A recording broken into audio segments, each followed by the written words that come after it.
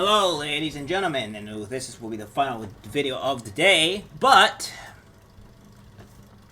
to get into great news, it seems that we have some great stuff happening that seems to be of importance, which is G4 TV. Yeah, that one video that I made back in the day. Yeah, well, that video is now continuing on to move on to this, because it seems that G4 TV is finally shutting down after a year of its relaunch. Oh, I am not horribly surprised, considering we had this person over here try to say exactly this. Flamed. And yeah, it also happens to Gerard and TBH, but that doesn't discount the sexism of how it happens to me when it does. Both things can be true, that there is a general hatred of any change that isn't Adam, and that I'll receive special flame just for being a woman. And I wish I could turn the camera around so that you could see the incredible team that make X-Play. Half of our producers and writers are women. Emily, Abby, Megan, Joe, Jake, Zipper, Gabby. It goes on and on and on. Former writers that are now on ATOS like Vanessa. When you're in our DMs or on those YouTube comments or in Twitch chat right now, those reactionary threads thinking that I'm somehow ruining your current X-Play experience because you can't objectify me how you previously did to Morgan, or that I'm somehow less qualified to speak on something, but you can't quite put your finger on why, even though I'm reading the exact same script as Adam, but you have no problem with he's part of it. You're letting your unconscious biases ruin my day, and you're gatekeeping the gaming space. So maybe for 2022, we be a bit nicer, a bit more self-reflective, and we enjoy the fact that people are working hard to make free content for you. If you don't like it, don't watch it. Peace. Yeah, so I'm not quite sure if you're gonna say something like that, and you don't want people to watch it, and you're actively calling your group of your community a bunch of incels and that women don't deserve nice on the eyes for you, and calling them all misogynists, etc., then yeah, you're probably gonna just, not gonna get a lot of publicity and stuff like that. It seems that this seems to be all your fault, Frost. You caused this to happen. But of course, they won't ever take blame for it. Let's get directly into this. Alright, it says, from Wario64, G4 TV shuts down just a year after its relaunch. It goes on to say here, and I will blow this up for you, ladies and gentlemen. Sorry that I didn't do that last time. That is my fault. I meant to do that, and it completely skipped my mind. I was going through editing, and I did not do that, so I apologize. This time, I will. Goes on to say, here's Scott's full memo, which deadline obtained from a source. Team. As you know, G4 was reintroduced last year to tap into the popularity of G-Gaming. We invested to create the new G4 as an online and TV destination for fans to be entertained, be inspired, and connect with the gaming content. Over the past several months, we worked hard to generate that interest in G4, but viewership is low and the network has not achieved sustainable financial results. This is certainly not what we hoped for, and as a result, we have made the very difficult decision to continue G4's operations effective immediately. Discontinue G4's operations effective immediately. My apologies. I know this is a disappointing news, and I'm disappointed too. I want to thank you and everyone on the G4 team for the hard work and commitment to the network. Our human resources team is reaching out to you to provide with support, discuss other opportunities that may be available, and answer any questions you may have. Thank you again for all your hard work for G4. Sincerely, an idiot.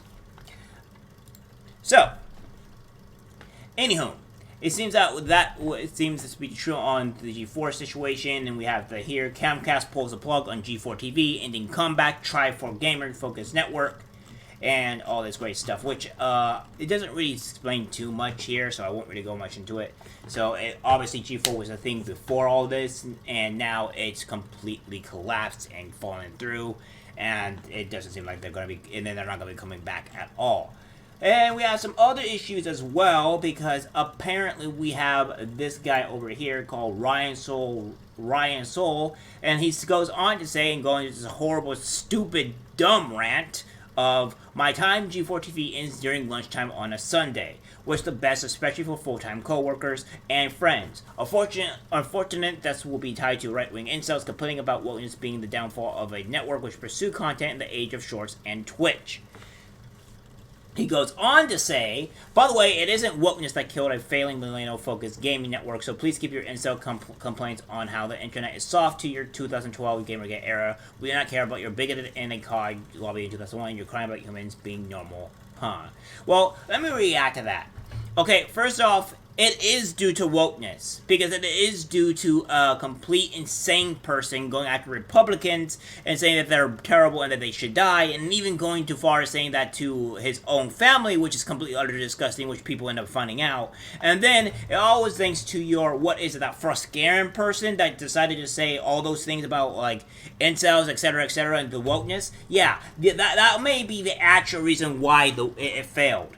And not only that, you completely went against to what you guys were saying when you brought in Amaranth in here, that for the whole doing this whole thing with the people that froskurinn just said, that you made her jump into a pool of in a hot tub in her own bikini. So I don't know really what you're trying to get at here, other than, you know, really desperately trying hard to get viewers in because it was already failing and you were trying to cater to that audience, and when that failed again, you guys will keep on falling. So I don't see what you're saying here. That is complete ignorant and a stupid take. You know for sure that is the reason why your company failed. When you go out and tell people not to watch it and call them every name in the book, yeah, you're not going to get a great reception.